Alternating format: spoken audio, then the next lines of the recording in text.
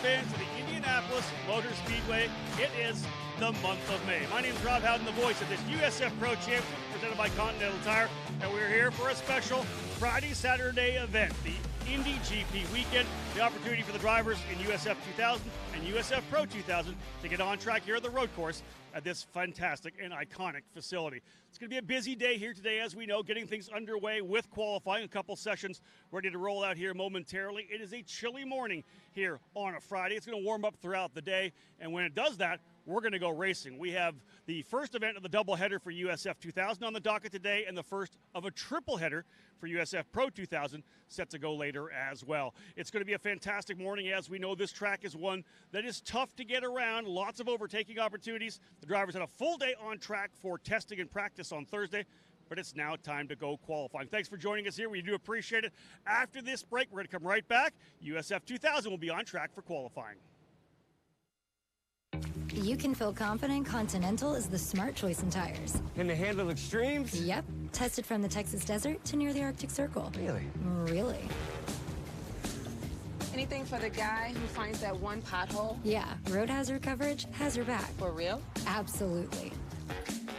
Were they made by like a bajillion engineers? Well, closer to 100. Continental. Welcome to the smart choice in tires. Over the years, we've chased down a lot of dreams, each one leading to the next, all the way to our most electrifying dream yet. Introducing the all-new, all-electric Honda Prologue.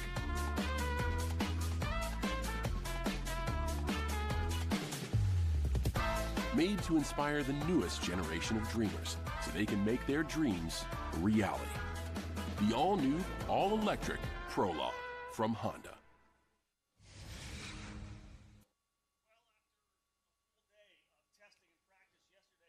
Indianapolis Motor Speedway, time to do it for real for the drivers in the USF Pro Championships presented by Continental Tire.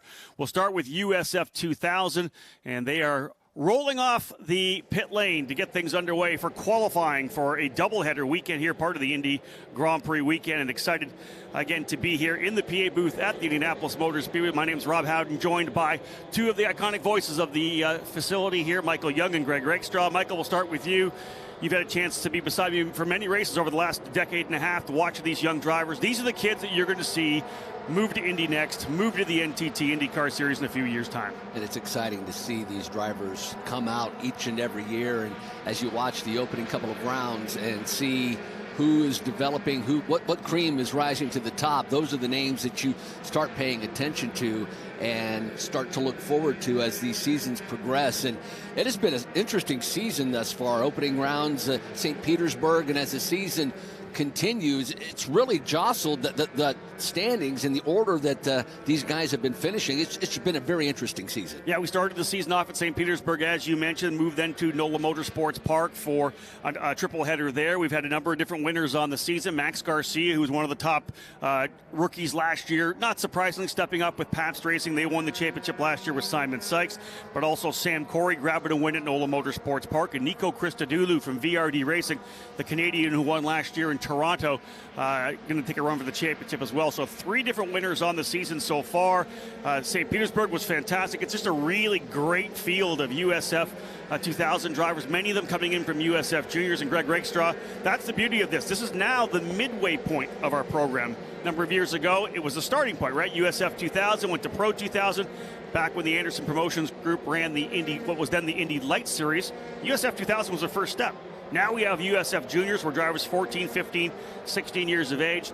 A lot of them already trained within our program to move to USF 2000. And again, what strikes me, being someone, obviously you and Michael are at every kind of stop along the way of the IndyCar Series. I'm a person that kind of, is focused on the action here in Indianapolis and the progression that you see and the clear path for these drivers. You still have 2 or 3 rungs of the ladder to get to where you want to go, because everybody is here at one time. You kind of see every step of the evolution. So knowing this is the destination for these drivers, not in terms of the series, but literally this track, the Mecca, the Indianapolis Motor Speedway, the fact that they get to turn laps here today and race competitively twice over the course of the next couple of days, it's going to be a wonderful weekend for all these young drivers. When I do interviews with these guys, and girls from January, February through to March, I ask them what races they're looking forward to, and inevitably somebody's, they're all going to say, I can't wait to get under the bridge, see the pagoda, and be able to turn laps at the Indianapolis Motor Speedway, to cross the yard of bricks for the first time. When they got on track yesterday for testing earlier in the day. For a lot of these drivers, that's a check mark, right, on the bucket list. For these drivers coming here for the first time, what you mentioned it, this is a bucket list kind of event, but the first laps that they took yesterday as they got out here, these rookies, what were their, I guess, observations, what were their feelings, their thoughts as they got out of the cockpit of their cars and were able to soak in what they just accomplished? Well, I think the interesting thing first and foremost is the fact that they have been on the track before. They've done the sim training on the racetrack, so they know the facility in terms of the way it goes. It's more running around with the grandstands all around, seeing that pagoda coming across the yard of bricks. Those little things that you kind of over the first couple laps, when you're normally kind of getting set up and getting a feel for the track and the surface itself, you're more just taking in the ambiance. I think some of the times, just getting a feel for actually being here, and the smile they had when they were jumping in the car yesterday.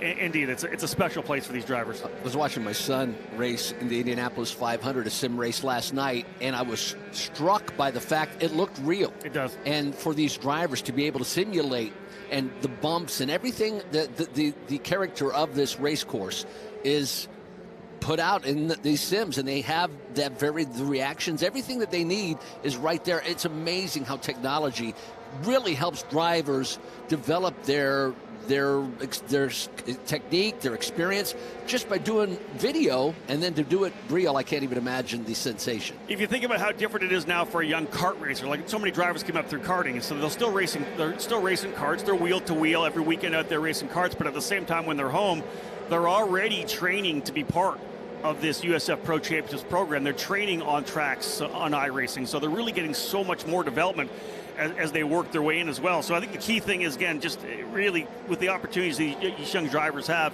when they do come to a facility like this, Greg, they are so prepared and ready to go. All right, Rob, let's talk about this session here. This is 30 minutes in terms of total availability, but if it stays clean and green, it'll be flagged after 20 minutes, correct? Yeah, we'll give them a max 20 minutes if they go clean and green. We do have the half-hour session, so if there is a red flag or full course yellow, we'll be able to bring the drivers back in. They'll get back out and get their full time. So indeed, an opportunity to get things. And listen, these drivers have done a great job throughout the season already. We had a couple of green flag races, green to checker already. So hoping they're going to have a good session here. You don't usually see a lot of yellows during a qualifying session unless someone has a mechanical. Let's talk about, kind of to the mechanical side of things from a tire perspective. What does it look like for these teams, knowing how much track time they have over the span of 48 hours? The really interesting thing was the fact that yesterday afternoon, so we had a couple of test sessions yesterday, then we had official practice. They get 3 sets of tires for practice, qualifying, and the 2 races. So again, there's 3 sets of tires. How do you play it? Well, we had the rain yesterday afternoon, so a couple of drivers didn't go out. Most that did went out were on rains anyway. So now we have 3 sets of tires for essentially 3 sessions. The key is, will someone come in halfway through a session? Will they do 10 minutes, 9 minutes, get a feel for the car on those fresh Continental tires? Will they then come in, maybe make a little adjustment, put fresh tires on? Or sometimes they'll do maybe 4 or 5 laps, put that heat cycle in, get a feel for the car, then make the changes. Because once you've heat cycled the tire, it's going to be great for race number 2, right? So indeed, a lot of guys playing different strategy here for sure. Michael Costello, quick thus far, minute 27.340, as we see someone lock up going down into turn number 1. That's the number 9 of Tanner DeFabis. DeFabis, yeah. DeFabis, yeah. And for Tanner, let's listen. A little bit of pressure here for Tanner. He's a local driver, Indianapolis driver, so this is a place he wants, really to succeed. So top 5, Corey right now just popped a P1. Costello, then Krista Dulu. Brienza, our screens are very small, so forgive these old eyes. Schwartz, Cooley, Giafoni, and Garcia. They round out your top 10. Yeah, very early on here, 4 laps in. Evagoras Papasavas now goes to the top of the 126.740. There are certain names that I have had the pleasure of working now with Rob for so many years. There are certain names, when I read them, I hear your voice. Evagoras Papasavas might be second only to Yuvan Sundamuruthi. Yes. When I hear Rob spell out all of the syllables Evagoras at the top of the chart right now. Tell us about Evagoras Papasavas. Oh, very talented young driver, second year. Was kind of P2 in his team behind Lockie Hughes last year, but stepped up and finally got that win at the Mid-Ohio Sports Car Course. So I would definitely look at Evagoras for Jay Howard Driver Development as one of our championship contenders. And not only that, you look at his line through the season already. 5 straight podium finishes. He's not got that win yet, but he's been on the podium in all 5 races. And I think any team owner down there is going to say, I like to see consistency. Not only did he bring the car back at the end of every race, he was on the podium in all 5 races so far this year. One of the teams we always look for each year is Pabst Racing, and of course Max Taylor. Max Garcia, one of those drivers that came out of the gate swinging. He had an amazing couple of races at Grand Prix of St. Petersburg. Garcia, one of those guys that has been quick thus far in 2024. Where do you see him go? Is he hanging around here? Is it the championship run? Obviously, he's one of the guys to look for in 2024. Wouldn't you think? Yeah, there's a lot. Garcia, Papasavas, we just mentioned the championship fight. Sam Corey, Nico Christodoulou. These are the top 4 in points right now. The cream kind of rising up a little bit early. But I think to give Garcia just a little bit of context, he was too young to race St. Petersburg last year. He didn't start until we got here to Indianapolis. So you turn around and think, here he is. He comes into St. Pete and wins both races of the doubleheader on that very tough street circuit. First time he was ever there. Normally it's that second-year driver who kind of steps up at St. Pete, right? They've been through the dog and pony show. They've been able to feel what it's like running around that track. He was great out of the gate. Now, again, shout out to Pabst Racing. They won the championship last year with Simon Sykes. They gave him a great car. He had a full year. He'd already run Toronto the year before, so there was some seat time on the street circuit. But for Max to come out there and get it done and get the momentum rolling, and then go on to win race number 3 at NOLA as well. The confidence is there, the momentum's there. And I don't think, and Greg, you do a lot of stuff, obviously, with high school, college sports. Confidence for young athletes, it's just such a huge thing. People don't realize how big it is. Well, you touched on this in terms of saying, hey, this driver wasn't old enough to race here. So again, a lot of what we do, especially on this Friday morning session, is educating fans who might only see these cars a couple of days of the year. Kind of walk us through from an age standpoint what sort of restrictions there are on your way up to the top rung of the IndyCar Series. So our USF Juniors program, which is the first step out of karting or out of the Skip Barber Formula Racing School to come into our program, anywhere you can be 13 years of age to start, but you have to turn 14 during the season before the end of the final race, which is the last weekend in August in Portland this year. Drivers moving up into USF 2000. You're seeing 14, 15, 16-year-olds, some as high actually as 18, 19 years of age. We've had lots of champions. You go back and look at the Braden Eves and the Oliver Askew's and the Renus VKs and some of these drivers a little further back. Kyle Kirkwood, they were 18, 19 years of age in USF 2000. So USF 2000 usually has the widest range of drivers.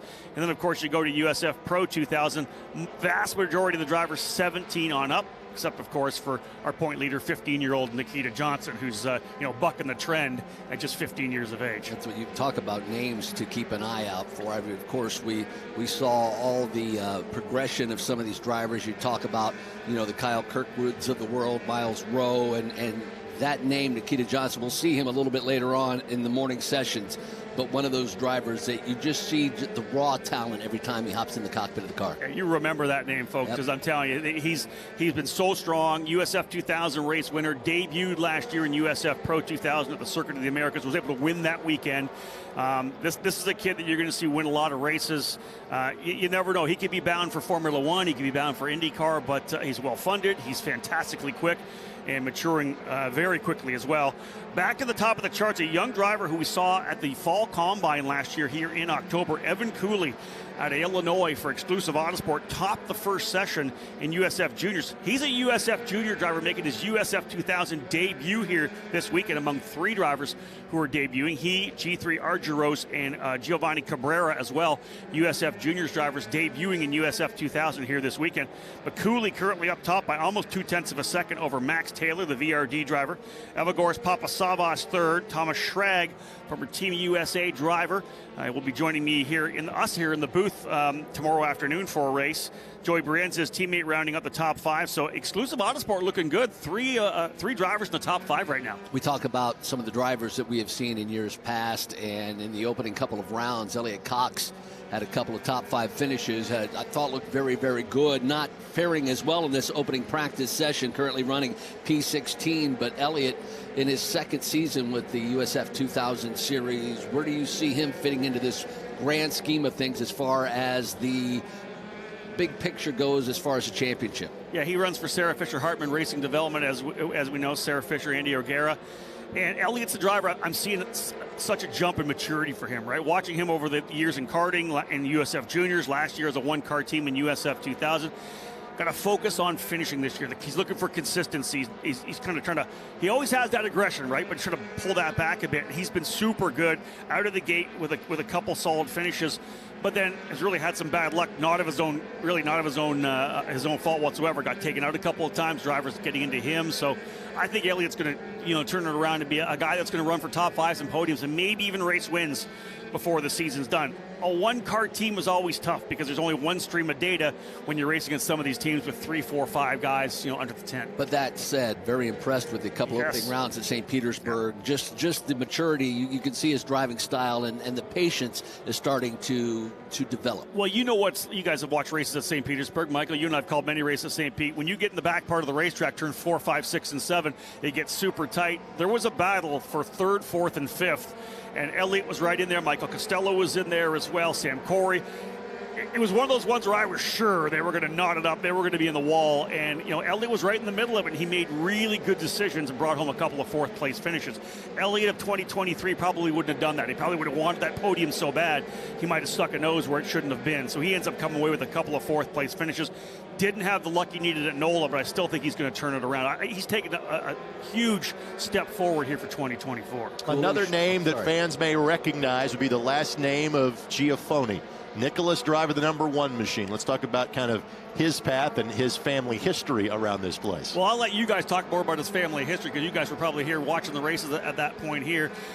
For me to watch Nicholas come in, Felipe Giafoni, obviously we can talk about the storyline there, but Nicholas is such a great young man from Brazil. Won the USF Juniors Championship last year, got out to a great start when we launched the season at Sebring, was able to dominate the action at Barber Motorsports Park, but he's just such a mature driver, runs for D-Force Racing, one of the top teams, one of the powerhouses in the USF Pro Championships paddock, and he's just such a fantastic young man, but an unbelievably big talent, and doesn't have that much driving experience actually. Started a little bit later in his career, despite the fact that his dad, of course, did a bunch of racing as well in the Indy Racing League. We were talking as we started the show and as this session began of the story of Felipe Giafoni. Greg, you brought up a great point and made everybody scratch their head. Tell the story about qualifying weekend, and I think we deduced 2 and 2 and who this young man is out of the course and where he was 19 years ago. So Felipe obviously ran for many years in the IndyCar series and was kind of called for the last minute to come qualify a car for A.J. Foyt, and we were thinking, well, Felipe was out doing some shopping when he got that call. Hey, can you come to the racetrack and we can kind of put you in the car? And we're trying to say, was he shopping for like baby gear / baby supplies, and might that be the young man that nearly 2 decades later is in the car at the racetrack as we speak? So we don't have that story confirmed, but doing some radiocarbon dating, trying to put 2 and 2 together, we think that might be the case. Yes.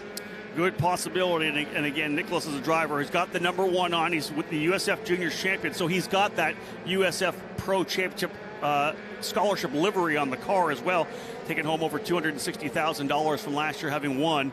And again, these drivers here racing for, of course, qualifying for 2 races. The fastest lap sets the grid for race #1.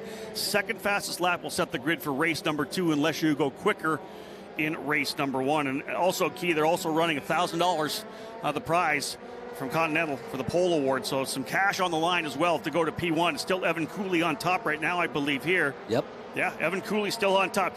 Consider this, guys. This is the rookie. This is his first ever USF 2000 race, running for Exclusive Autosport. The rookie in the #90, leading the way right now. Watching a couple guys roll down the straightaway here. Quinn Armstrong out of Australia alongside the 3 of Max Taylor. One of the things about this track, 2 of the longest straightaways we have here on the circuit. Let's also talk strategy here, because we said, hey, there's 30 minutes allotted for this qualifying session, but it's 20 minutes of green flag track time. Well, it's been clean and green the entire time. So literally 2.5 minutes now left in this qualifying session. So what sort of lap or 2 can you get in in this time frame, Rob. Well, I'll say this right now. So we moved to Continental tires, right? We spent many years with Cooper, Continental tires. Oh, there's a driver spinning off there right at the end of the session here. We had a driver go off coming through turn number 4. Coming out of turn 4, but he had dropped the wheel before they got to the 5-6 combination. The little chicane that leads onto the Holman Boulevard straightaway down to turn number 7 through 5 and 6. Driver going off, and I would expect 7 and turn 8 is, I think, where they actually went off. I believe that's Maxwell Jameson. It was actually going into 7 and 8. Yep, he just came out of that left-hander of turn 7, and I think that's where it went. We have a red flag. Looked a lot like the 5-6 chicane. Indeed, red flag flying. We have gone red. We are going to get a replay here. Now that's coming out of 4. Yeah. He just drops a wheel. Yep, drops the left side rear coming through there, and around you go. And listen, as we know, a lot of rain yesterday. So the minute you hit that grass, you're going for a ride. So now, again, as the veteran, the guy that does this each and every weekend, kind of walk us through the procedure. We put a stop to the green flag time, but again, there is a limited amount of overall time left. What's the next couple of minutes look like here? Yeah, that's it. We quickly went red. There's about, as I see here right now in live timing, 1 minute and 49 seconds left. If we were to go back, it'd essentially probably get around for one more flying lap. And you and I were kind of, Greg, just setting up, hey, how's this look for the last couple of minutes, right? I was going to the fact that we're with these Continental tires now, and these drivers love the tires. The consistency through, you could run these tires for 100 laps, and you're going to lose a couple of tenths of a second. So the consistency is there, and as we always talk about, we don't have a chance like IndyCar does to set fuel levels when they roll out for Fast 6 qualifying. So our cars get lighter and lighter through that 20-minute run. So the lighter they are at the end, the tires are still holding up. Oftentimes we see the fastest lap coming on that last circuit. Somebody's going to get that one extra circuit. This will be interesting, though, because it's so cool here right now. Can they build the heat back into the tires? That's one of the things I'm going to be worried about, whether or not they're going to be able to keep the heat in these tires. Well, it's an interesting fact that we were talking, and you did see the spin correctly coming off of turn number 4 and then sliding at the entrance of turn number 5. We have Maxwell Jameson on our timing and scoring monitor sitting at the midway point between turns 7 and 8, and obviously they're working down in that turn 5 area, trying to determine if indeed that is Jameson. That's the only car that is not reported back to pit lane, but again, it could be a glitch in timing and scoring. Cooley, Schrag, Taylor Cox, Christodoulou, Papasavis, Brienza, Corey, Garcia, and Hudson Schwartz. They round out your top 10 as we have just a minute, as we said, left in this practice session, a little over a minute. And as we see the safety crew there and taking care of the driver that did spin, and we're still not sure if that is Maxwell Jameson or not. Thoughts on Hudson Schwartz just breaking into the top 10? And a great story there with Hudson Schwartz. Yeah, indeed. Another driver, just 14 years of age, was able to get into the program late last year for USF Juniors and really has kind of stepped things up in terms of jumping up to USF 2000 this year. He won the Lucas Oil School of Racing Formula Car Series to get a scholarship to move up into USF 2000. He is a very talented driver. And again, think about that running for Pabst Racing. He's out of Arlington, Virginia. Super nice kid, very fast. But again, coming in so young, he's got lots and lots of time. And I always think that when you come in, again, remember, he's coming in with Max Garcia, who's got a full season. Sam Corey, the other driver at Pabst, full season already in USF 2000. So he's got a couple of experienced teammates. Hudson's deal is just, listen, I'm here to get experience. I can do a couple of years. I'm only 14. I'll move up to pro when I'm ready, but there's no need for him. It's all about experience on these tracks he's never driven on before. Rob, you're tremendous about mentioning which team that these young drivers are driving for. And I think most of our fans can identify all of the teams when it comes to the NTT IndyCar Series. You know whom is driving for whom. So who are kind of the power brokers at this level, the traditional teams that are these foundational pieces for guys to move up to Indy Next and eventually to the IndyCar Series? What's really interesting about our program, because we have a completely spec package, right? Everybody's on the same engine that are built by Elite Engines, same tires, same chassis from Tatis. Oftentimes we'll see in the top five different teams in the top 5. We have such a quality in terms of the teams across the spectrum. But again, you look at championships in years past. Obviously, Cape Motorsports won a bunch of championships. They have since moved on to Indy Next. Pabst Racing's kind of picked up that flag and run with it as one of the primary teams. But D-Force Racing's won championships in the past as well in USF 2000. VRD has really stepped to the forefront over the last couple of years. Dan Mitchell's teams dialed things in. Jay Howard Driver Development won won a bunch of races last year in USF 2000 with Lockie Hughes. We obviously saw them win the championship coming up through the ranks as well with Christian Rasmussen. So there's a couple already right there. Pabst Racing I mentioned. Exclusive Autosport won as well. They won a championship a couple years ago with Louis Foster in USF Pro 2000. They're multi-time winners over at IRP in the Freedom 75 and Freedom 90. And here they are right now, P1 and P2, Exclusive Autosport on top. So like I said, we don't really have any real powerhouse teams because everybody gets an opportunity to be in the top 5. As you know, Michael, these teams, so many different drivers come through it as race winners. Green flag back out. Give a shout out to Jay Howard. It's been amazing how he started with this small program, and he's really developed his team and his ability to get these drivers educated, give them the experience as they graduate on. And then green flag flying, as you said. Listen, I remember when Jay came over to run USF 2000. It was the Cooper Tire Formula 2000 Z-Tech Championship back in the early 2000s. He won the title there. Then, of course, went on and did what he did through championships in Indy Lights and then into the IndyCar program. But then to start his own program, his driver development program, he's got a shop up in Carmel. And I'll tell you, I had a chance last year at Road America to go do the track walk with Jay Howard and his crew of young drivers, 14, 15, 16 years of age. And I laughed and I say, by the end of that track walk, I felt like I could probably race that weekend because it was just such a detailed track. I was just absolutely enthralled by the way he was just talking about every part of the racetrack. He's put together a great group of people that work for him, a ton of cars. He's got 7 cars in USF Juniors. He's got some very talented drivers here in USF 2000 and USF Pro 2000 with Frankie Mossman as well. And listen, this is, I love seeing drivers who, they had their career, they had their opportunities, and then when they're done, they want to give back. They still want to stay in the sport, and that's what Jay Howard's done. All right, let's talk timing here because, again, our fans are seeing the qualifying time down to less than 30 seconds in this session. If you get to the flag stand, do you basically get to kind of take a flyer on that lap and complete the lap? Well, again, we'll have that the alternate timing line in the back part of the racetrack, right? So as long as they sneak through, and they are right now, so everybody essentially on the last lap right now. There's 13 seconds still to go in the session, so indeed we will see the checker flag. Evan Cooley currently on top. Thomas Schrag out of Ohio in second. Exclusive Autosport 1-2. You talked about Max Taylor in third. There's Elliott Cox now up to P4. Late run. Cox up to 4th spot. Checker flag now being thrown. Nico Christodoulou 5th, Evagors Papasavas in 6th, Joey Brienza, Sam Corey, Max Garcia, and Hudson Schwartz rounding out your top 10. Will they be able to build enough heat into these Continental tires to get one more flyer? Can they put the lap down here, having come in? We'll see what happens. Evan Cooley, if he were to hold on to this, I would say it'd be the story of the weekend out of the gate already for him to be able to, as a rookie, potentially qualify on pole. And again, how good is the second lap, Greg? Because again, we talked about the fact your fastest lap is your setup for lap 1, for race 1. Your second fastest lap will set the grid for race number 2. Checkered flag, again, flying as we said. We'll see whether or not anybody has anything on the back part of the racetrack. They'll come through this part of the facility here, back up onto the oval between 1 and 2, back down into the final couple of corners.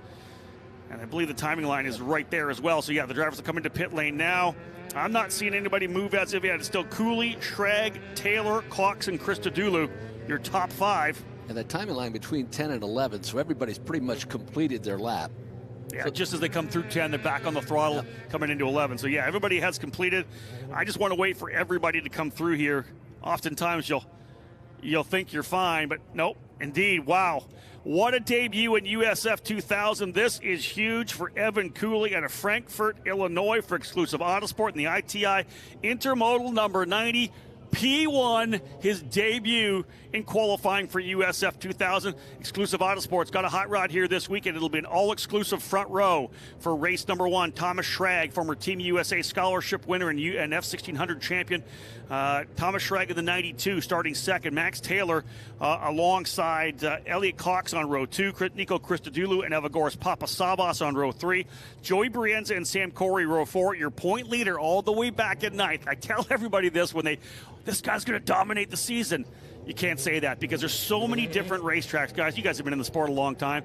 There are tracks that some people are really good at, right? And some that maybe you struggle at a little bit. And so every time we go to another track, whether it's Road America or Mid-Ohio or Toronto, someone's probably going to have an upper hand. And Exclusive Autosport getting it done here, P1 and P2 with Evan Cooley. And a long front straightaway for race number 1. It's going to be an interesting start for the weekend as you see the rest of our unofficial results. Our thanks to Rob Howden for coming up and joining us for qualifying here for the USF 2000, and we have so much to cover here this weekend for the Sanzio Grand Prix here at the Indianapolis Motor Speedway. A couple of killer race reporters to bring you all the action and all the news that you need to know. We'll start with one of the very best, AC Anthony Calhoun. Good morning, AC.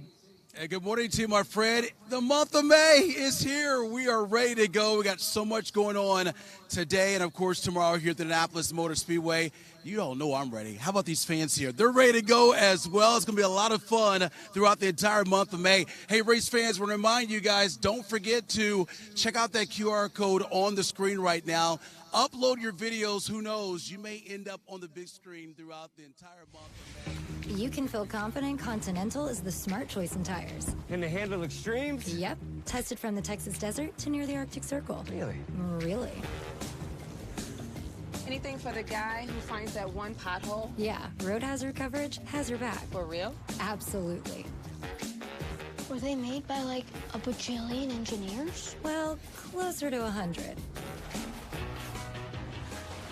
Continental. Welcome to the smart choice in tires. Over the years, we've chased down a lot of dreams, each one leading to the next, all the way to our most electrifying dream yet. Introducing the all-new, all-electric Honda Prologue.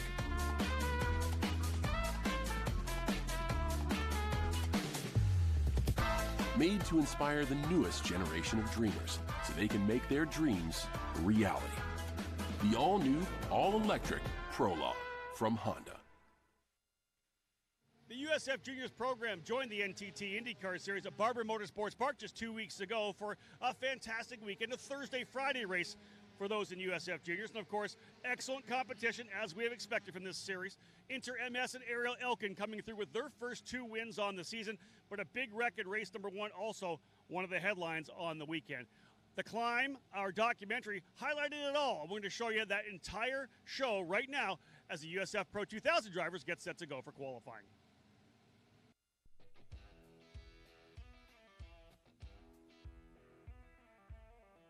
So the drivers that we have on the Climb this year, I think they're all in different places. They all have different stories, right? Some of them come up through karting, super successful in karting, and kind of, dove into this level of racing, the first step of the USF Pro Championships, as we would have expected, right? They're going to have success. They're going to have speed. A driver like Ava Dobbs is learning, right? So they're in a different place, right? G3 Argyros, a different place. Still figuring out the track, still learning. I'm sure everyone is. It's definitely a lot harder because of all the high speed, and everyone's pretty close together, so it is a lot harder. They're learning more about these cars as opposed to other drivers like Sebastian Weldon, who's got the full year running the Skip Barber Racing Series. Jack Jeffers came in with a championship in the Lucas Oil School as well, and coming back as a sophomore driver. Came in and we wanted a change on the car. We made a change, and we liked the change. It was definitely an improvement. We were right up there with Weldon.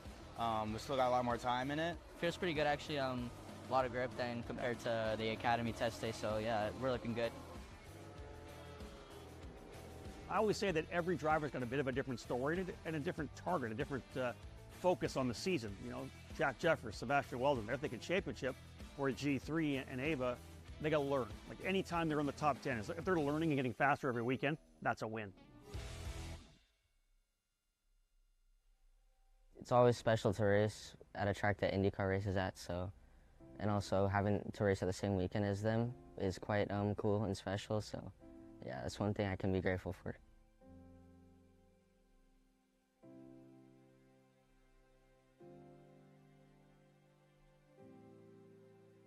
Dan was not only a driver for us, but he was a friend, and what happened, a lot of people don't know that morning that he died, we agreed to terms that he was going to drive for us the next year, so we had a ton of respect for him, and we feel honored to be able to help carry on his legacy with Sebastian, and he's done a fantastic job so far. He has not let us down. Everybody knows the story, and certainly, yeah, it's a big part of who they are and how they're trying to kind of navigate this this world and racing, and it's really special, just even from a mom standpoint, just to see them succeed and see them doing really well at something that they love. But you add the extra layer of kind of, our history and who their dad was, and just his own accomplishments on the track and in this industry and all of his racing accomplishments. You have those moments where you're like, wow, this is, you know, it's pretty cool. It's a really special thing to watch, and I'm just super proud of them, both of them. I know their dad would be super proud of them, so I'm just excited for what they have coming, and just excited for the year ahead, and hopefully they can continue to do well. My ultimate goal is probably to win the Indy 500, but I'd really like to win the F1, so yeah.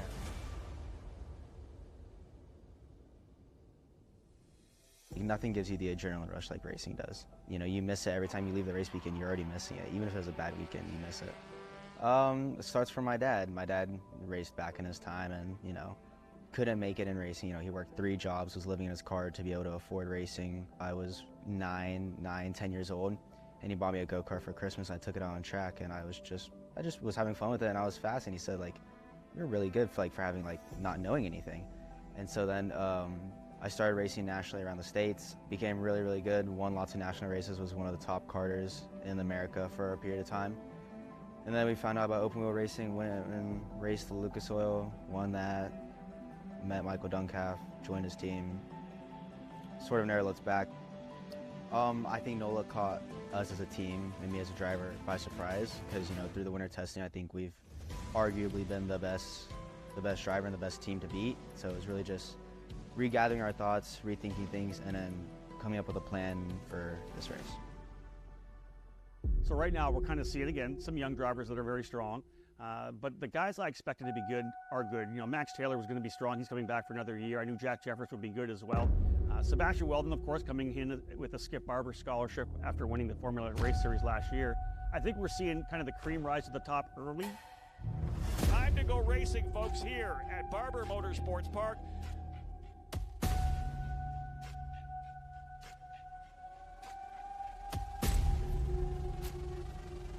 13 rows of USF Juniors car. Good start, everyone into position, and we are green, green, green. Racing down into turn number 1 and a fantastic jump down into turn number 1 for the leader. Great job there for Jack Jeffers. Moved Jeffers up in a second, but a fantastic start for Ariel Elkin. The pressure is still there, pushing hard here. Jeffers running second right now, and Weldon back in 7th. Finishing second's not the worst thing when the championship challenger is now back there in 7th. Contact coming out of turn 4. Driver spinning. That is Robert right in the middle of the racetrack.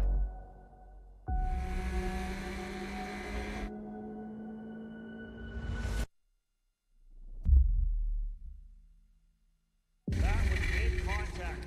Wow. Everybody on the scene right now, because that was hard impact, as we said.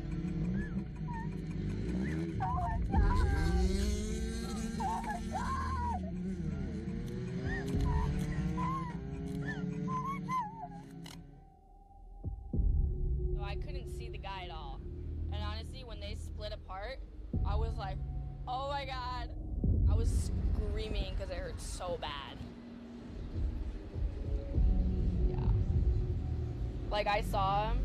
As soon as I saw him, I hit the brakes so hard. Like, watching it made me, like, sick. I was like, oh my God. People forget how dangerous the sport truly is. Could have been you at any moment, but yeah, it's definitely a wake-up call. Even though it wasn't the result we wanted, P2 is still a good way to start building momentum. And I saw, you know, my competitors like McNeely and Weldon were a little bit shuffled back, so it was overall, I'm happy with the end result. Drivers will be rolling out here onto the grid here momentarily. Let's have a look at the grid. Imagine football or baseball with not having, you know, the steps to get up to the pros. I mean, it's the same thing with racing, you know, and ladder systems, the future. You know, an event like this one here at Barber Motorsports Park, where USF Juniors is on the same docket as the NTT IndyCar Series, that's the future, right? That's the dream. That's the target down the line. And they know that the Michael Andretti's are going to be, you know, standing on the pit wall watching when we do race 2 right after IndyCar practice. So it's key that they're there. They have to step up. And this is the opportunity to shine. As soon as I get in the race car, like, everything with my life just changes almost. You're going to win. You're going to win this race. Remember, championship. Be smart. Green, green, green. Racing underway, down into turn number 1. And it's Jeffers into second. Big dive bomb move further back.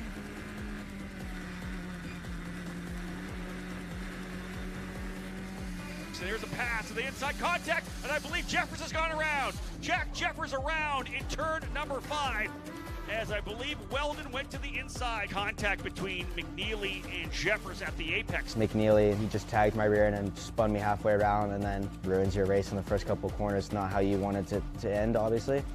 But at the same time, I'm also grateful because it could have been a lot worse of an incident. You're spun in the middle of the corner and cars, 25 of them, coming at you. It's scary. Big scrap there for Soto Sharipa with Leandro Juncos and their side-by-side coming out of turn number 5 through 6. Can he get the job done as they work their way down? I believe Leandro's got the inside. Juncos maybe going to the inside here, and he is through. Book it. Move Juncos to P3 with a great run coming out of turn number 5. 7 laps remaining. Elkin leads. Weldon still second. Soto Sharipo, I believe, able to get back by Leandro Juncos. This is a very smart and mature drive from Weldon. As it runs right now, to be able to sit in second and maintain your calm mindset through this whole race, I think is very mature and very impressive from someone in USF Juniors. What a performance again, ladies and gentlemen. Back-to-back Jacks here at Barber. Ariel Elkin and Inter MS win again. Elkin was fast all weekend. He was on his stuff. He drove amazing. Definitely going to keep a lookout for them. You know, they're definitely going to challenge us at the front, but I'm not going to say that they're a benchmark or a dominant team just quite yet. I think mostly, like, I just need to be better driving behind people because I'm usually, you know, sorry, that's not good. You want me to lie? I'm usually out in front. I mean, I guess I'm mostly driving in clear air, not behind someone, so I need to learn that a little bit. VIR, I have so many laps there, I feel really confident. I think we'll be good in Virginia. VIR will also have a special place in my heart for it being the first track I won on the USF Pro Championships. It's a badass track, I love it, it fits me, it suits me. So I know we're gonna have an amazing package going there, and so it's all eyes forward on that.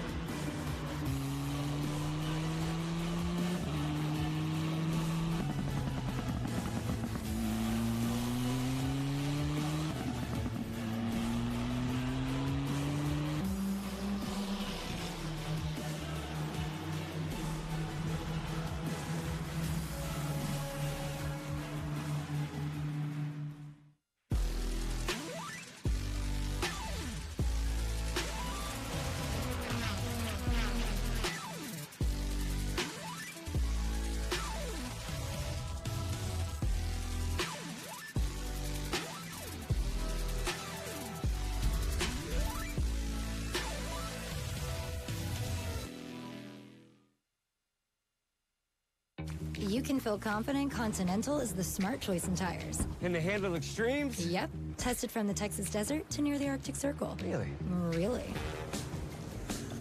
Anything for the guy who finds that one pothole? Yeah, road hazard coverage has your back. For real? Absolutely. Were they made by like a bajillion engineers? Well, closer to 100. Continental. Welcome to the smart choice in tires. Over the years, we've chased down a lot of dreams, each one leading to the next, all the way to our most electrifying dream yet. Introducing the all-new, all-electric Honda Prologue.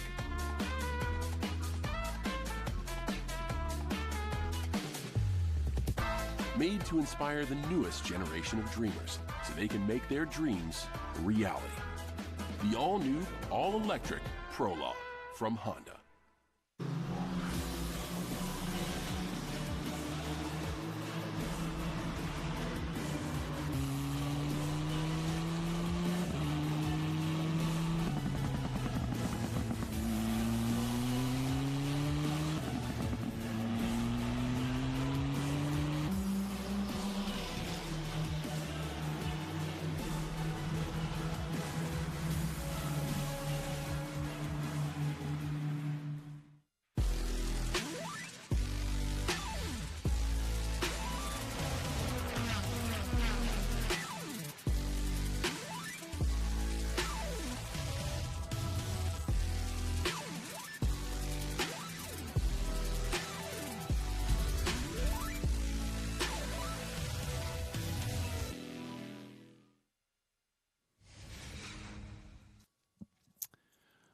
Well, we had a fantastic qualifying effort for Evan Cooley from Exclusive Autosport. His debut in USF 2000 goes P1, at least for race number 1, whether or not the second fastest lap good enough to keep him on the front row for race number 2. You can't ask for much more coming out of the gate as a USF Juniors driver to get it done here at the Indianapolis Motor Speedway. And talk about pressure leading your first ever USF 2000 race here across the bricks down into turn number 1. But once again, set to go for the next level. These drivers in the USF Pro 2000 category on pit lane, ready to roll out for their qualifying run. Again, 30 minutes with a max time of 20 minutes of green flag if we do indeed go that length.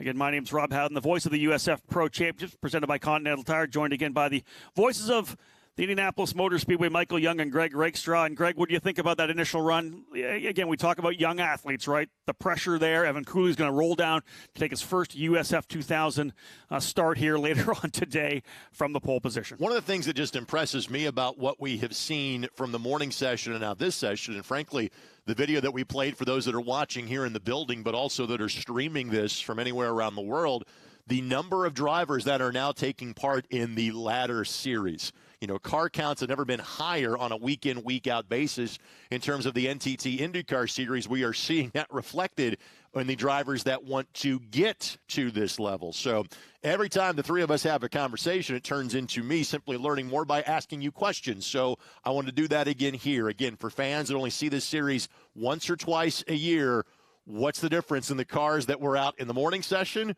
to the cars in this session? What is the change as you make that step one up the ladder in terms of the road to Indy? It's interesting because I always fall back to the, my one line that it's just more of everything, right? Because really it's what it is. It's exactly the same chassis, the same carbon fiber tub built by Tatis we use in Juniors 2000 and Pro 2000. But in the Pro 2000 category, we hang a lot more on it. Bigger tires, bigger brakes, more wings, so more aerodynamic downforce. We throw a bunch of horsepower at it as well, 80 more horsepower into these drivers here. So, again, more of everything. More acceleration, higher top speed, more grip, more braking, and indeed everything you need to move your step, that one step up. And you mentioned the fact that the numbers have never been greater. And we go to NOLA Motorsports Park, the event we had earlier in the year, 67 drivers among the 3 series, USF Juniors 2000 and the Pro 2000. Our USF Juniors category was about 16 or 17 drivers last year, 27. So a massive field of juniors, 2000 right there at the 20 to 22 like normal. Pro up big time this year to 22 cars. So you're seeing it in Indy Next, you're seeing it in IndyCar. The number of drivers we have coming in from all over the world to come and run, Michael, in this series is awesome. And again, we know what we're doing. We're developing the next stars of IndyCar. I think it speaks to the health of open wheel racing in America as a whole with these numbers. And we've been talking about Indy Next numbers and, it's growing, it'll grow. And it's finally happened. This year, it's 20-plus cars in the Indy Next series. And to see the health of the USF Pro 2000s and these drivers coming from Europe. But what's even more exciting is talent from the United States and some of these young drivers coming in and doing what they do. And I'm just looking forward to this weekend and seeing what the USF 2000 champ Simon Sykes will do at this weekend. There's so many great names and so much talent, as we saw what Miles Rowe did last year now in Indy Next. It just, as this open wheel phenomenon grows in the United States, and the talent that is here, it just speaks to the health, and it's really going to be exciting these next 5 to 10 years. So let's look at a stat here that kind of plays to that, right? Because the bigger USF Pro 2000 is, the more drivers are going to be able to come out of that pool into Indy Next. Well, the great stat is, and we tell all the drivers, obviously, they want to come to be part of the scholarship program. As you know, there's a scholarship at every level. Juniors wins a scholarship, move to 2000. 2000 wins that scholarship to move up into the Pro 2000 category, and Pro 2000, the scholarship over $650,000 to go to Indy Next. But let's look at the last 6 champions, right? So let's go all the way back to 18 with Renus VK, champion of Pro in 18. He's an IndyCar. 2019, Kyle Kirkwood. He's an IndyCar. 2020, Stingray Robb. He's an IndyCar. 21, Christian Rasmussen. He's an IndyCar. So 4 champions in a row are in IndyCar. And then who are the other champions that we're going to watch later on today? And, of course, the doubleheader this weekend in Indy Next, Louis Foster and Miles Rowe. Both those drivers are destined to make their way into the NTT IndyCar Series. So if indeed that happens, that's 6 champions in a row, and that's what we're doing here. When drivers win this championship and get to IndyCar, that's proof positive that what we're doing is right. And we've mentioned his name a couple of times, but for this series, the topic of conversation in the booth today has been Nikita Johnson. Why should fans learn that name and learn it quickly? Well, listen, the bottom line is Nikita's been on the fast track since he started in karting. Very talented young karter, got a lot of seat time early. Did a lot of, ran an F4 car, ran a bunch of stuff kind of behind the scenes testing. When he debuted very strongly, and he's doing a lot of driving. Not only is he running here in USF Pro 2000, he's only 15 years of age. When he turns 16, he's also going to double duty over in Europe in the GB3 series, which is a very similar car to the one we run in USF Pro 2000. So he's going to get all the seat time, but he's also maturing at such a high rate. There's a level of racecraft there. He's got the aggression. He is just a uber talented young driver, and I'm watching him grow. I'm talking in interviews with him as well. This is a kid that has it all right now. He's got the seat time. He's got the funding he needs to continue to move forward. Listen, whether he ends up in IndyCar or if he lines up at the right time to potentially go to Formula One, I think they're looking in both directions for Nikita. Let me talk about Kyle Kirkwood and his rise through the USF 2000, USF Pro, Indy Next, and where he is now in IndyCar. Nikita is one of those drivers that I has that same feel to him, that he's just very successful. But when you watch him drive, he just drives with an intensity that you don't normally see a young man of his age drive with. So let me temper that. Agreed. Let me temper that with that NOLA Motorsports Park in the second race of a triple header. He got into a battle with Hunter Yaney for the race win. Well, he had new tires on. He had gone to new tires. They had saved a set. He had new tires for the second race, and instead, in the middle of the battle, but knowing full well, I've got more grip. I know I'm going to be okay. I know that once my tires come in, I'll be fine. He fell back to 8th and then just methodically worked his way back forward. So that was the key. Not only does he have that intensity, but he has that poise and that patience to understand that the car is going to come to him. So very, very impressive for Nikita Johnson up front. Liam Skeets skeeted off the track there at the exit of turn number 7 and is able to get himself righted and back onto course. So no caution. We will still continue on with qualifying, but a quick on and off for Skeets. Yeah, great to have Liam here from Auckland, New Zealand. Was one of the top drivers in the Formula Regional Oceania Championship this past February and March. Great program down there that we partner with the USF Pro Championships. He's come over and has had some good runs. He's got three top 10 finishes. He was third on the podium in the opening race. But indeed, being told we are red flag right now, an issue early on in this one here for the drivers in USF Pro 2000. Simon Sykes, one of the drivers off, the D driver that's off in turn 13. So our reigning USF 2000 champ sits at the exit of turn 13, and there you see him on the video board right below that Gainbridge grandstand. You see as the AMR IndyCar safety team arrives to the scene. It's Simon Sykes, the reason for our red flag in qualifying for USF Pro 2000. Yeah, that looks to me from where he is, got to be mechanical, right? Yeah. Something happened coming through turns number 11 and 12. Comes to a stop on the inside of the racetrack there. So an issue for Simon Sykes. Hopefully they'll get him back down to pit lane so they can get some work done on him. A couple laps going in the books, as we know. Chase Denmark on top. So kind of take the opportunity to talk more about the drivers. I mentioned Hunter Yaney already. Hunter had a decent start to the year at St. Petersburg, 7th and 13th there. But, man, he stepped things up in a big way at NOLA Motorsports Park. Michael won the opening round of the triple header, second in the second race, then batted for the cycle, third in race number 3. So 3 podium finishes puts him into second place in points. But look at the lead right now, 39 points. That's more than a full race that you can make. 30 points for the race win, 3 bonus points up for grabs for pole, fastest laps, the most laps led. Johnson's got a full race on everybody right now based on the consistency he's had. We talk about the experience, the talent level that he brings in, and for Yaney and Christian Brooks running in third in the standings right now, a driver who's been at this game for a while that really needs to find himself a championship or an ability to move forward and get himself to Indy Next. But I think the way you just look at the standings right there, it speaks to the brilliance of Nikita Johnson thus far, and you don't want to lump too much credit on the kid. He's still very young, but again, speaking of the talent that he has had, and looking at the Simon Sykes incident again, and we'll circle back around to the standings, there is the old course that runs still in that part in the south end of the speedway, and you can kind of see, to your point, it was a mechanical that he pulled off into that little runoff area. So it went off, straight off through 12 and came back around. Yep. I will say this when we're talking about the championship, and indeed we're looking at Nikita. He's up by 39 points. He's got great momentum here right now.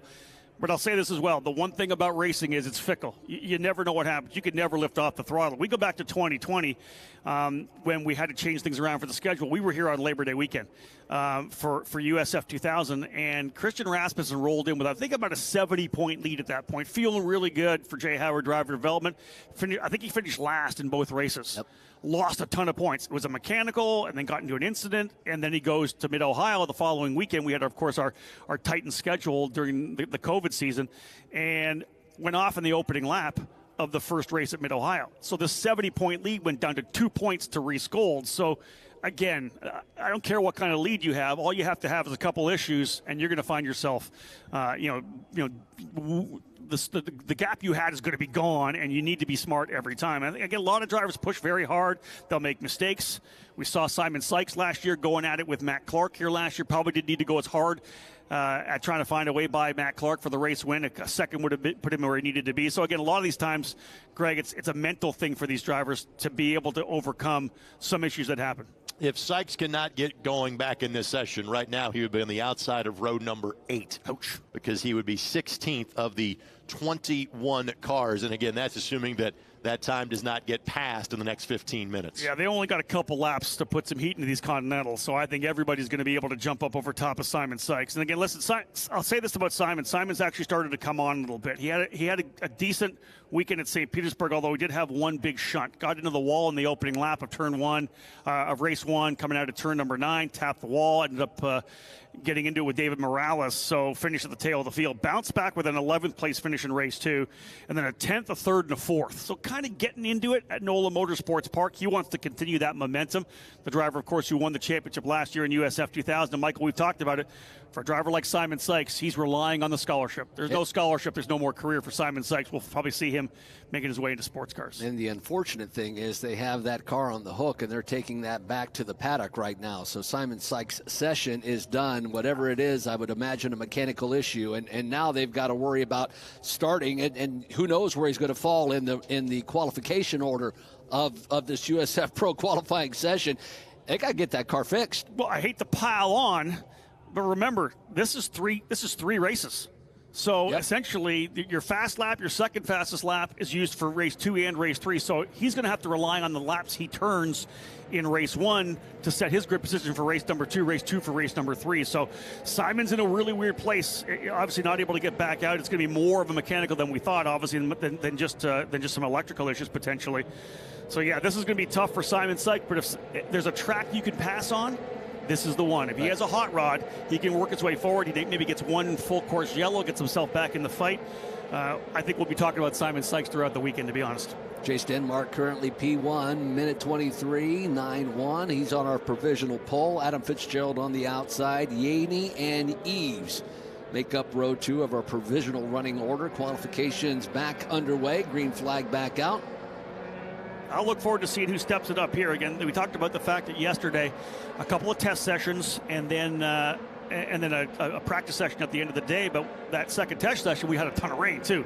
So it was an odd day yesterday. It would be sunny and then it sprinkle, and then it'd get sunny and then it'd pour, and then it'd get sunny and then it'd sprinkle again. We actually had to red flag the session because the USF Pro guys were out there. There was so much rain that they were having trouble keeping any grip at all on the racetrack. So again, beautiful weather lined up for the next couple of days, which is great. We'll see which drivers are able to take full advantage of it here. Denmark's going to be fast, no doubt about it. Nikita Johnson, Hunter Yaney looked very good yesterday as well. A driver who topped the very first session, who definitely needs a bounce back after a tough start to the season, was Braden East for Exclusive Autosport. He was P1 in one of the sessions yesterday, so they definitely need that after a really rough start at both St. Petersburg and NOLA Motorsports Park. So Jace Denmark brings the field, should say quick right now, again on our provisional pole, minute 23.91.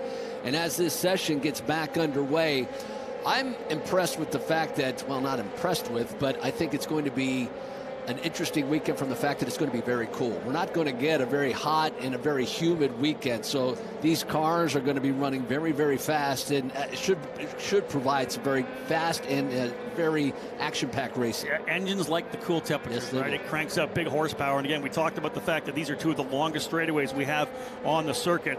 One of the things we'll bring up, we can get it in the middle of the race, but restarts here are always so wild because it is such a long run from the yard of bricks and the green flag back down to turn 1. You can see a guy from 3rd or 4th get a draft, and they'll be all down to the wall trying to pinch. But, man, when you get down to turn 1, it's so wide. Should be interesting. Being here, potentially a car has spun over in turn number 7 as well. So drivers having some issues here in USF Pro 2000. I believe that's Mac Clark. 7. I thought they said the 7 car of Mac Clark. Could be Mac. I remember Mac was in the middle of a battle. I mentioned already he and Simon Sykes went at it for a USF 2000 win last year. Mac Clark coming in for D-Force Racing, the young Canadian. 4th place in points. He's been very consistent. 5 straight top 10s and had a really good outing at NOLA Motorsports Park as well. P4 in points. Want to step things up a little bit here, so we'll see whether or not he can dial it in. Get back out of the racetrack. A number of drivers already in the pit lane. Paps has brought both Christian Brooks and Jace Denmark in, and we talked about that a little bit. Greg, this is the time for them to come in.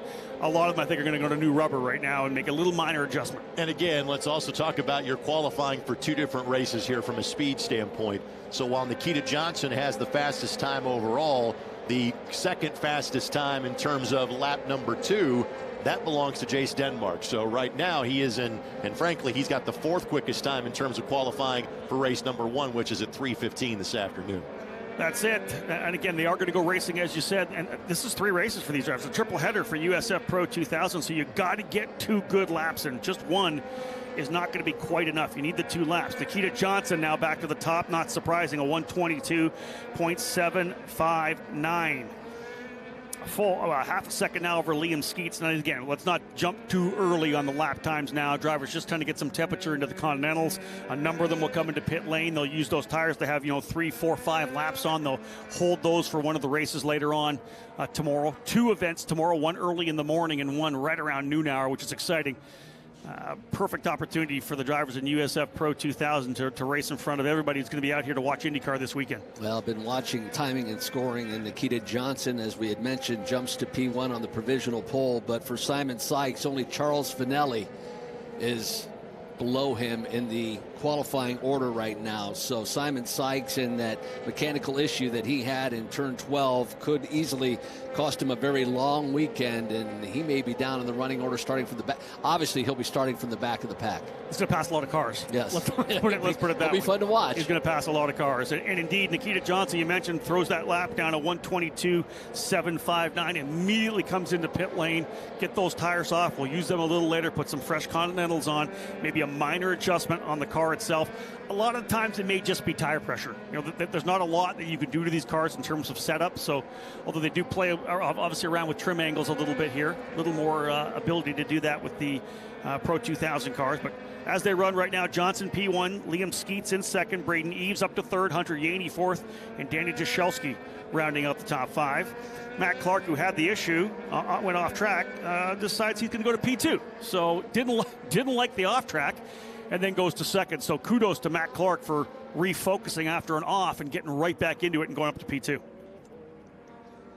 Outside the top 5, Yaney, Dashelski, Nicholas Baptiste, Nicholas Montiero now coming up. Again, a lot of guys there mid-group, Michael, that are going to just kind of dial things in here a bit.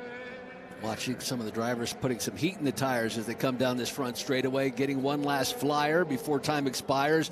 9 minutes remaining in this qualification session as the number 26 of Liam Skeets comes to pit lane. Driver you saw warming the tires up on the front straightaway there, Christian Brooks, and the number 19 out of Santa Clarita, California, in the Deploy Surveillance Pabst racing machine. Watch for him to, I think, battle for a potential race win here this weekend. Here's a side-by-side run. D-Force driver and one of the BN racing cars. That's Nicholas Baptiste. Baptiste in the number, that's actually Artie Flores, who's making his debut here this weekend. His teammate Scotto in the number 77, Ricardo Scotto, winner here before as well. And then Nicholas Baptiste out of Colombia in the number 74. So BN Racing, Bryn Nuttall's program, adding another driver here this weekend in Artie Flores out of Mexico. He was battling with one of our drivers from D-Force Racing as well. So here's the rundown all the way to turn 7, Holman Boulevard. Big move to the inside there for George Garcia Arce from D-Force to the inside. And again, think about qualifying. A lot of the times you want that open racetrack. You see more drivers back here, Michael. getting some heat built into the Continentals. But when you see drivers make big moves like that, it's because they don't want to get caught up. They're behind a driver they know they're a bit quicker than, and man, you can't get caught behind, especially through that 7, 8, 9, 10 combination. You've got to get through and get open air because you want to come back at a 14 with full song. And it's so difficult to pass in that area. And as you say, timing and scoring line is at the exit of turn number 10. So you're trying to complete a great lap. And if you can't get around him right now, it would certainly kill a lap. I find it interesting, Nikita Johnson, provisional pole with a minute 22.79. Matt Clark, second quick at a minute 23.1. 4/10 of a second quicker is Nikita Johnson over second quick Matt Clark. That's a big gap. Listen, in qualifying, P1's the thing you want first, right? But the second thing you want to do is you want to do it in style. You want to put the hammer down so people know how quick you are. And Nikita Johnson, if he ends up staying 3/10 quick, that's a big thing to take back to the paddock, knowing that you have that kind of speed. But let's just go back and touch one more time on the fact guys making moves in turn 7. You mentioned the fact that you don't want to give that lap up but by making the move to the inside of 7, you're already giving that lap up, right? Because you're not going to have the exit of 7. But like you said, you need to be on the throttle through 8, 9, and 10. That's the start of the lap. Like you said, right before 11's where the alternate timeline is. So if you get caught up through 8, 9, and 10, you've lost that lap and the next lap. You've got to get clean through there so you can really roll through 9 and 10 to start a lap. You talked about qualifying for race 1, race 2, and then 3 for qualifying for race 2. Nicholas Monteiro is currently quick at a minute 23.3. He's the quickest. So interesting second lap qualifying run. I'm correct in saying that he's provisional pole for race 2, correct? Indeed, but still 6 minutes to go, so I wouldn't put a whole lot of power on that yet. George Garcia now up into the second spot. Matt Clark goes back into third. Baptiste now up to fourth. So I mentioned the fact that we have different teams up front, right? Nikita Johnson, VRD. Garcia and Matt Clark for D-Force Racing. Baptiste is with BN Racing. Then you got Braden Eves in fifth with Exclusive Autosport. So 4 different teams in the top 5 right now. And indeed, that's the kind of quality that we have across the paddock in USF 2000 and USF Pro 2000. George Garcia, second quick now. He'll be provisionally on the outside of of row number 1. Matt Clark and Nicholas Baptiste make up provisionally row number 2. Eves and Escoto provisionally row 3. And then it's Skeets, Monteiro, Denmark, and Yaney rounding out the provisional running order for race number 1 in the top 10. Yeah, watching drivers dial things in here indeed, expecting to see a couple of drivers from further back potentially jumping up. Jace Denmark, wouldn't be surprised to see him come up. Still Hunter Yaney back in 11th. That surprises me a little bit based on the pace that he had yesterday. Top 15 drivers all within a second, and Lockie Hughes, who was the fastest driver out of the gate at St. Petersburg, struggled at NOLA, and they're struggling a bit for overall pace here today as well. Nikita Johnson still provisionally on the pole for race 1, that minute 22.759. But for race number 2, Nicholas Baptiste just jumped to the top with a minute 23.21. Look at this lap for Logan Adams, 1:23.039, rookie driver, the grandson of Mark Dismore. His first time able to race here at the Indianapolis Motor Speedway. That is huge for a single car effort. Logan Adams now up to second. That's a great story. Touch on that a little bit more. And just what he's able to do, not only in the race car here, but what he does outside of the race car. Yeah, 4th generation driver. So Mark Dismore's father, Emerson Dismore, started Comet Kart Sales many, many years ago. The family owns Newcastle Motorsports Park, the famed karting facility out in Newcastle, just past Greenfield. So obviously Mark Dismore's got his career in the Indy Racing League. His son, Mark Dismore Jr., did some USF 2000 racing, but focused now on in the engine building business for their karting company, Comet Kart Sales. This is a 4th generation driver, so I want to give it a shot. And it's Grandpa's funding it. He's there. He's driver coaching. They brought a lot of great people together to help out Logan. But this year's all about learning for Logan. He knows that. He's not about results. He's not about trying to get on the podium. It's about going to every racetrack, finishing every lap, which he's done so far this year. Finish every lap, learn as much as you can. If he ends up qualifying top 10, he is going to be thrilled after some issues, some mechanical issues in the opening practice session yesterday. Everybody's switching to new Continental tires in these last couple of minutes, the last remaining minutes of this qualification session. Nikita Johnson, I should say, quick in minute 22.63. And now second quick lap is good for the provisional pole of race number 2 as well. Not surprising to me at all. But, hey, Nicholas Baptiste up into second. Yeah. That is huge for Baptiste for BN Racing. Liam Skeets now, the Kiwi for TJ Speed Motorsports. He'll jump up into second. We know we have lots of people watching the broadcast back in New Zealand. We will say this, and Greg, you mentioned it, if you're not trackside here and you want to follow anything we do, download the USF Pro Championships app. Best way to be able to follow all the action that we have throughout the year, all the climb videos, our mini documentary, live timing, all the races, everything. My podcast available on there as well. That's the way to stay in touch and watch all the events that we have in the USF Pro Championships. And kudos to you and everybody in the championship.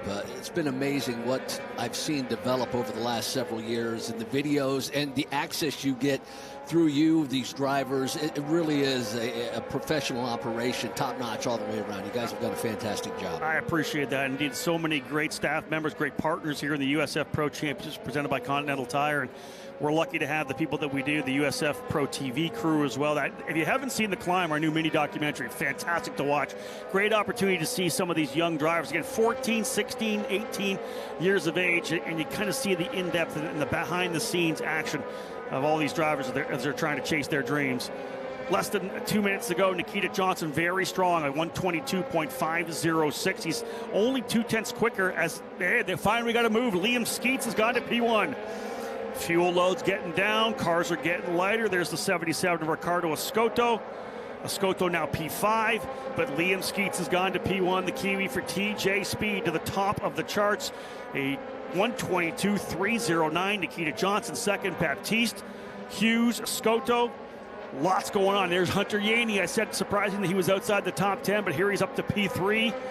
Just about a minute remaining, and here we go. Oh, big lock up there for Dashelski coming down into turn number 7, pushing the braking zone. Potential driver off, Michael, in turn number 4. Sounds like Tyke Durst is off in turn 4. We're still green, just 50 seconds, under a minute remaining in this qualifying session. But again, Tyke Durst off in turn 4. Nikita Johnson back to the top again, 122.103. So as these cars get lighter and lighter, burning off fuel, all these drivers pushing hard. Again, we talk about the fact it's only 53 degrees here now, so the tires continually coming up to temperature in a very cool morning here in Speedway, Indiana. Being told red flag coming out, checkered flag will fly as well, red and checkered to end the session. So that's going to lock things down. Everybody was hoping for that last lap flyer, but it's not going to happen. And who got the pole for race number 1 and race number 2? Nikita Johnson pulled off an amazingly quick lap, nearly sub-minute 22, minute 22.1. Nikita Johnson quick, then Liam Skeets, and then Braden Eves, Matt Clark, Lockie Hughes, Hunter Yaney, as you talked about, start provisionally, or well, actually we'll start on the outside of row number 3. Here's what's going to happen, guys. I'm going to go back to the paddock, and everybody's going to tell me I had pole. I was on a flyer. I had a flat. I had a 22 flat. I was on a flyer. I guarantee, because listen, Skeets probably could have. Look at Braden Eves jumping up there. He was just getting things rolling. So Eves, Clark, look at top 6 drivers all going green, their fastest lap on that lap circuit. I think we would have saw a shakeup. Would Nikita Johnson still have been up top? A good possibility, but everybody else, they were definitely starting to dial things in. The heat was getting into the tires for sure. Nikita would have told you, I would have went even quicker as well, but you're right. Everybody else would have said, I was on my 21 flat. You chronicled the story of Logan Adams, by the way, and you said his goal was top 10. He hit it. He ends up slotting in at number 9, and again, for a one-car team and someone new to this level, very impressive at your home track. I'm super happy for Logan, for sure. We're going to have him actually in the booth with us as well, so exciting to chat with him. Nikita Johnson on top, 122.103, pole position for both of the first 2 races. Not sure yet for race number 3. Johnson, Liam Skeets, he'll be happy with that. The Kiwi for TJ Speed up to 2nd. Braden Eves and Matt Clark on row number 2. Lockie Hughes, good big recovery for Lockie there to work his way up to 5th alongside Hunter Yaney. This is a stacked front 3 rows for sure, and just a little bit of stats coming in front of me here right now. I like this. 11 of 24 USF Pro 2000 races. The pole sitters won a race, but not since Stingray Robb back in 2020. That's a fantastic stat. That, again, Barber Motorsports Park, you're on pole, there's a really good opportunity for you to win. This place here, it races so well. There's so many opportunities for people to get by in 1, in 7, and then just give me one restart, and everything's up for grabs at that point, right? So, indeed, folks, that wraps things up here for the drivers in USF Pro 2000. As we know, we have a couple more races still coming today. Race 1 for both USF 2000 and USF Pro 2000 on the docket. For those of you tuning in here on the USF Pro Championships app or watching on the YouTube channel, make sure to come back for the first race of the day. USF 2000 will kick things off. But again, Nikita Johnson, P1, Liam Skeets, Braden East, Matt Clark, and Lucky Hughes, your Fast Five in USF Pro 2000. That's it, folks. We're done for the morning here on the USF Pro 2000 app. Thank you for tuning in. Lots of racing still to come here from the Indianapolis Motor Speedway. My name's Rob Howden. Bye for now.